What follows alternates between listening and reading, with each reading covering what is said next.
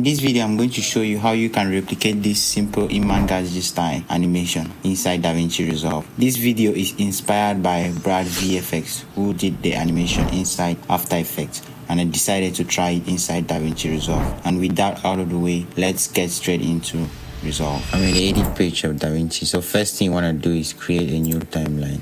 You can check project settings, and we're going to use 30 frames per second, and then you're going to hit create. So we're going to hit right click here and new fusion composition, 30 frames per second, and hit create. Then drag and drop your fusion composition into your timeline. Right click on the fusion composition and open in the fusion page. In the fusion page you have something like this. So I'm just going to bring our clip so that we can follow along, we can see what we are doing. So I'm going to put our clip on the first view here. We're going to work on this second view. So the first thing, get a background node. I'm going to shift this down here. So get my background node, connect my background to my media out like this.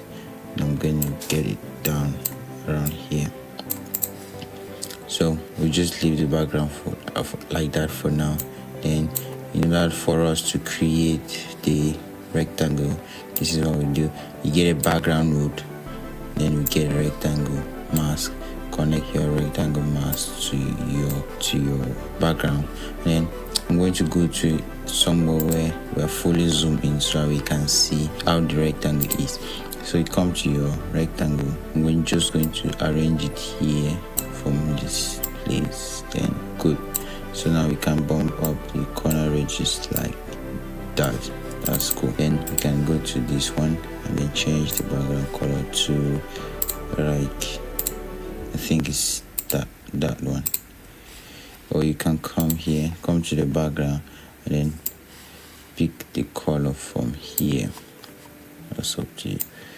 So in order for us to create this white outline here like this, we're going to click anywhere and search for error dilate. Yes, add that there. Connect your background to your error dilate. Get a new background node.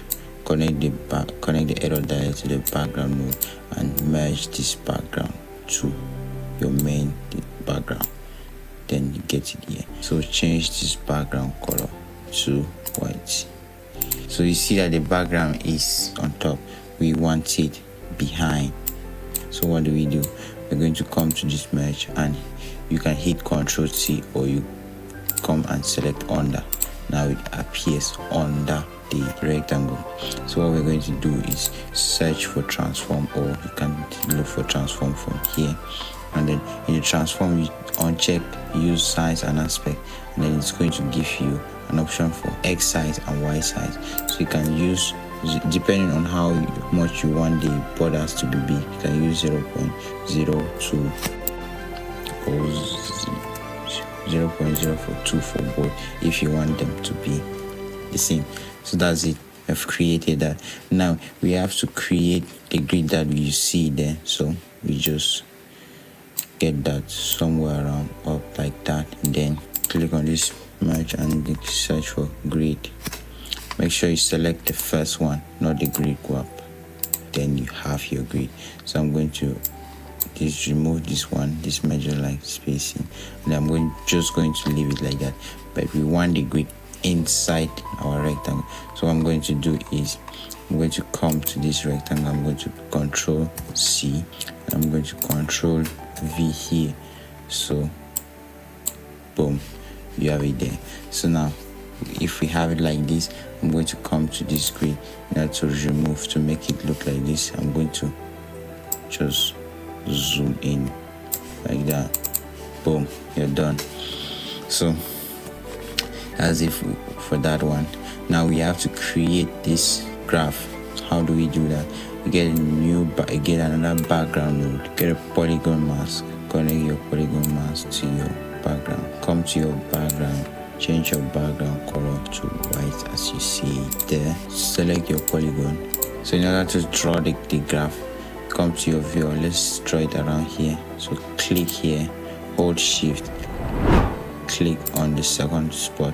You make sure you hold down shift so that you get a straight line.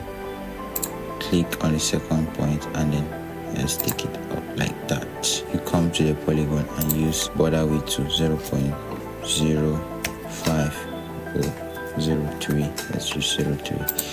Then you're going to connect it to your boom. That is what we have. So you can still come here and increase the size to 5 and then use this one. Good. Now you can add glow to it. So I think that's okay. So we are going to animate the graph now.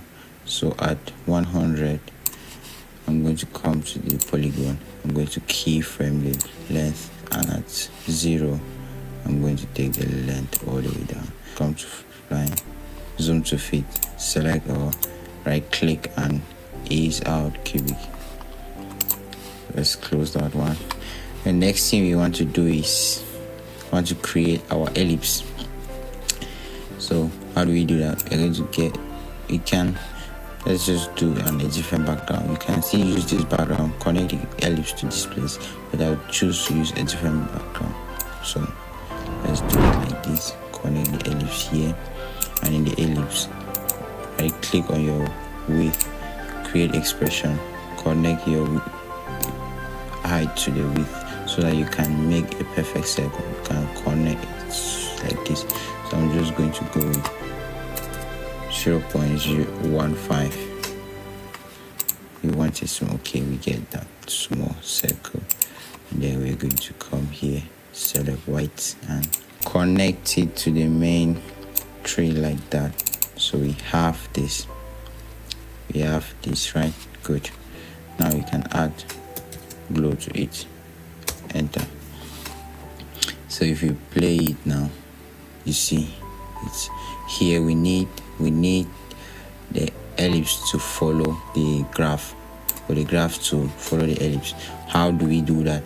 We're going to come to the polygon, and if you look here, you see a right click here for shape animation, and you realize that it already has an animation. So remove this, click on the animation to remove it, and then you're going to click here. You're going to right click again and hit publish. So up here you see a modifier has been made.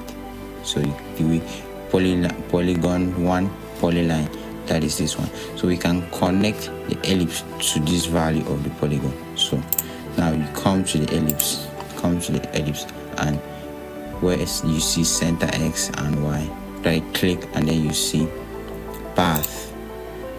Now a modifier has also been created here. So in the path, you're going to come here, and you're going to see right click here for shape animation. So you come down, you see connect to polygon 1 polyline, and you're going to see value. So hit value. Now you see that in the path, keyframe has been created for the displacement, and it has been created at 87. So we don't want it at 87, we want it at 0. So we're going to come back to 0, and then we're going to hit the keyframe here, and then we come to 100, and we take the displacement all the way to 1. Boom. So now let's play that now. Let's play. If we play it now, you see that it is lagging behind. Why? Because they have different type of graphs, different types of spline graph. So we have to select the ellipse, go to spline, and do the same animation we did for the polygon. That is right click and go to ease out cubic. If you go to ease out cubic now, if you play that, you see it's going in front. Let me just remove it. You see, that's what you need to do. And you realize that when it gets here, you see goals. So how we're going to do that? We get a text plus node. Then we're going to come here, and then we're going to write goals S, and then select that, change our font. I'm going to use class display variable. search for class display variables, add O, and then we're going to connect it. Okay, we have that, and we're going to reduce the size of the, let's just take it here, boom, let's just take it here and reduce the size. Then we can take it a little bit down this space, and then we add glow. We're going to come to frame 95, go to the text, and then we're going to keyframe the right one, take it down to 0, go to 105, take it all the way up to 1. So go to spline, select all, and hit S to smooth that out. Now we want to add this light sweep. If we play this one, you see that there's a light sweep here happening around that. How do we do that? Search glow, hit that there, see that the glow appears on everything.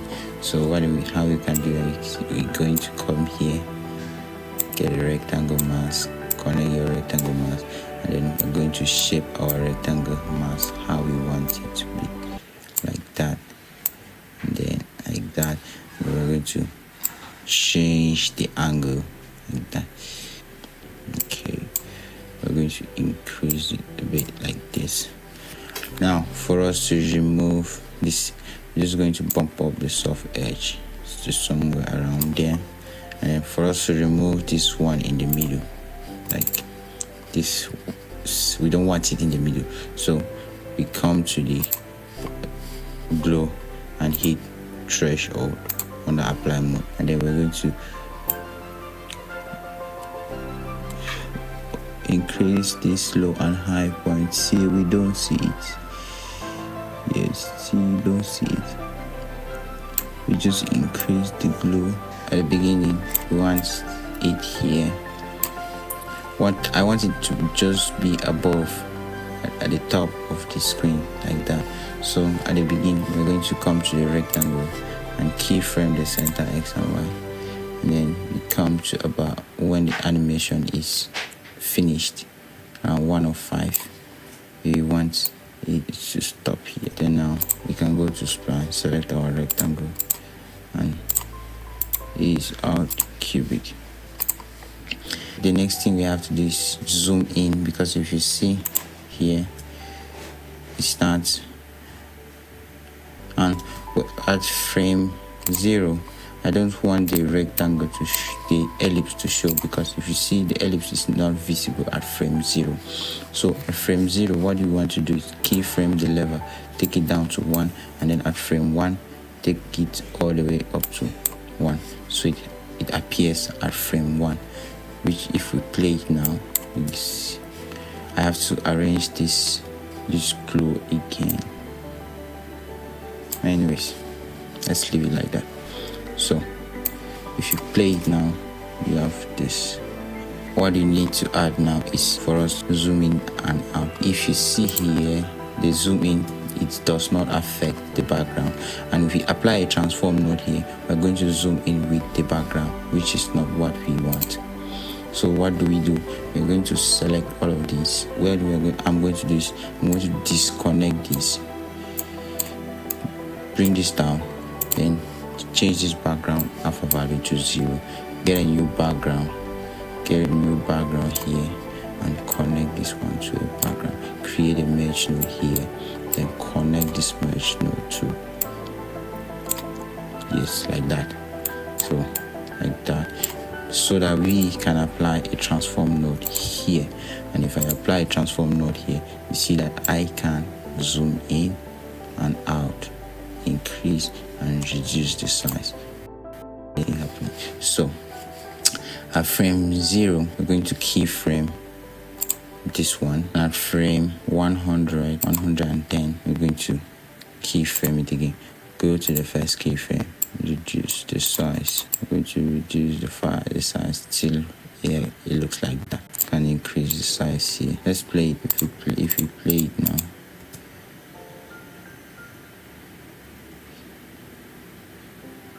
see, the zoom in is linear. That is why it looks like that. So we're going to Peace out. Keep it safe free.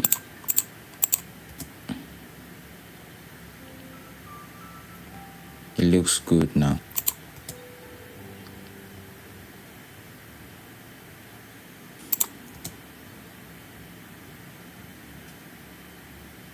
So that's it, guys. If you have watched the video up to this moment, make sure to like the video and subscribe to the channel. I will see you in the next one.